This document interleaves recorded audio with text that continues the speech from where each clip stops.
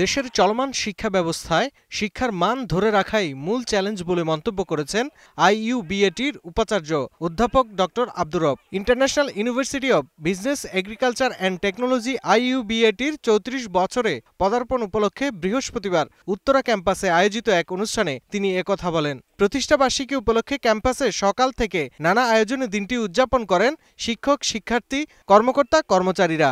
এ সময় আইইউবিএটির প্রতিষ্ঠাতা অধ্যাপক ডক্টর এম আলিমুল্লাহ মিয়ানের সমাধিতে পুষ্পস্তবক অর্পণ ও তার আত্মার মাগফিরাত কামনায় মোনাজাত করা হয়।